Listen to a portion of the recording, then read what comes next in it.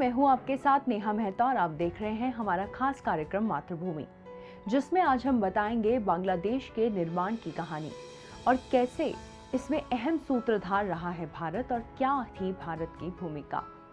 15 अगस्त 1947 को भारत ने आजादी तो पाई, लेकिन इसके साथ ही भारत ने बंटवारे का दंश भी झेला। भारत को बांटकर पाकिस्तान बनाया गया था। पहले बांग्लादेश को पूर्वी पाकिस्तान कहा जाता था और फिर वर्तमान में जो पाकिस्तान है उसे पश्चिमी पाकिस्तान कहा जाता था।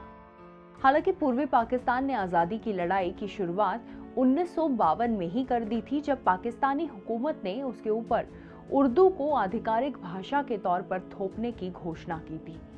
पूर्वी पाकिस्तान के लोगों को बंगला संस्कृति एवं भाषा के प्रति प्यार था और वह किसी हाल में पाकिस्तानी हुकूमत के इस फैसले को स्वीकार करने के पक्ष में नहीं थे।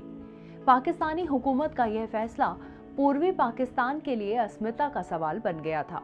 भाषाई और सांस्कृतिक अस्मिता को लेकर ही बांग्लादेश के लिए मुक्ति संग्राम की शुरुआत हुई। पूर्वी पाकिस्तान ने 23 सालों तक उत्पीड़न और नरसंहार की हिंसक घटनाओं को झेला था। यही कारण था कि पूर्व प्रधानमंत्री और बांग्लादेश के संस्थापक पिता शेख मुजीबुर रहमान ने पाकिस्तान के शासन को निरंतर विलाप और बार बार रक्तपात का पर्याय बता दिया था। 26 मार्च 1971 को बांग्लादेश की घोषणा हुई थी। हालांकि उसके लिए आजादी की लड़ाई आसान नहीं थी। 9 महीने के संघर्ष के बाद 16 दिसंबर 1971 को बांग्लादेश को आजादी मिली। 26 मार्च 1971 को जब बांग्लादेश की घोषणा हुई, उसके बाद से पूर्वी पाकिस्तान में ऑपरेशन सर्चलाइट शुरू हुआ। इसे पूर्वी पाकिस्तान में बंगाली राष्ट्रवाद के आंदोलन को कुचलने की शुरुआत के तौर पर भी देखा जा सकता है। इसी दौरान आंदोलन के प्रणेता शेख मुजीबुर रहमान को भी गिरफ्तार कर लिया गया था। पूर्वी पाकिस्तान के लोगों पर अत्याचार बढ़ गया। इसके परिणाम स्वरूप लाखों बांग्लादेशी भारत भागकर पहुंच गए। पश्चिम बंगाल, असम, मेघालय और त्रिपुरा जैसे राज्यों में उन्होंने शरण ली। भारत पर आर्थिक बोझ बढ़ने लगा था। हालांकि तत्कालीन प्रधानमंत्री इंदिरा गांधी ने उनके भोजन और आश्रय के लिए सहायता की अपील की। बांग्लादेश की लड़ाई में मुक्ति वाहिनी सेना ने अदम्य साहस का परिचय दिया। भारतीय सेना की मदद से मुक्ति वाहिनी सेना ने बांग्लादेश को आजाद कराने में कामयाबी हासिल की। मुक्ति वाहिनी सेना में बांग्लादेश के सैनिक, अर्धसैनिक और नागरिक भी शामिल थे।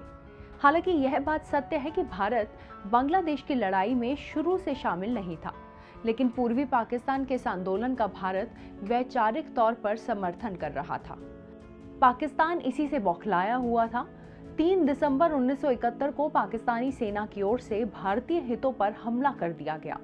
इसके जवाब में भारत ने भी पलटवार किया और यही कारण रहा कि भारत औपचारिक तौर पर इस युद्ध में कूद गया। हालांकि इससे पहले भारत के प्रधानमंत्री इंदिरा गांधी ने भारतीय थल सेना प्रमुख जनरल सैम मानेकशॉ से पूर्वी पाकिस्तान में कार्रवाई करने के लिए कहा था, लेकिन सैम मानेकशॉ ने इनकार कर दिया था। भारत को इसका फायदा हुआ और भारत ने परिस्थितियों के हिसाब से युद्ध के लिए अपनी तैयारी भी कर ली थी। भारत और पाकिस्तान के बीच 13 दिनों तक जंग चली थी। इस जंग में पाकिस्तान को करारी शिकस्त मिली थी और वैश्विक मानचित्र पर एक स्वतंत्र देश यानी बांग्लादेश सामने आया था। 16 दिसंबर 1971 को जब युद्ध खत्म हुआ, तब पाकिस्तान ने 92,000 सैनिकों के साथ भारतीय सेना के सामने सरेंडर कर दिया था। सरेंडर की एक तस्वीर आज भी इतिहास के पन्नों में अहम अध्याय के रूप में शामिल है। द्वितीय विश्व युद्ध के बाद यह पहला मौका था जब 92,000 से अधिक सैनिक भारतीय सेना के सामने आत्मसमर्पण कर रहे थे। भारत के हस्तक्षेप के बाद ही 13 दिनों के अल्पावधि में एक राष्ट्र का निर्माण हुआ। भारत ने इसे मान्यता भी दे दी। कुल मिलाकर कहें तो भारत इस नए मुल्क के निर्माण का सबसे बड़ा सूत्रधार था। जब बांग्लादेश बना तो शेख मुजीबुर रहमान इसके पहले राष्ट्रपति और फिर प्रधानमंत्री बने। इसके साथ ही बांग्लादेश के संविधान में सेकुलर शब्द जोड़ा गया। यह दक्षिण एशिया का ऐसा पहला मुस्लिम बहुसंख्यक देश था जहां सेकुलरिज्म को संविधान में अंकित किया गया था। भारत के बाद दुनिया के कई अन्य मुल्कों ने भी बांग्लादेश को एक स्वतंत्र देश के रूप में स्वीकार कर लिया था। हालांकि पाकिस्तान को ऐसा करने में 2 साल का लंबा समय लगा था। भारत 16 दिसंबर 1971 के बाद से इस दिन को विजय दिवस के रूप में मनाता है। हम कह सकते हैं कि बांग्लादेश को बनाने में भारत की भूमिका इसलिए भी प्रशंसनीय है क्योंकि आज बांग्लादेश अपेक्षाकृत एक समृद्ध देश है जो कि कम विकसित देश से अब विकासशील देशों में शामिल हो चुका है। माना यह भी जाता है कि बांग्लादेश का निर्माण कराना भी भारत की अब तक की सबसे बड़ी कूटनीतिक जीत में से है। आज के इस एपिसोड में इतना ही। अगले एपिसोड में ऐसी ही एक और गौरवमयी कहानी के साथ हम फिर से हाजिर होंगे। तब तक के लिए धन्यवाद। अगर आप भी लेना चाहते हैं देश दुनिया की तमाम जानकारी तो आज ही सब्सक्राइब करें हमारे चैनल को। साथ ही नीचे दिए बेल आइकन को जरूर दबाएं ताकि हर अपडेट आप तक पहुंच सके।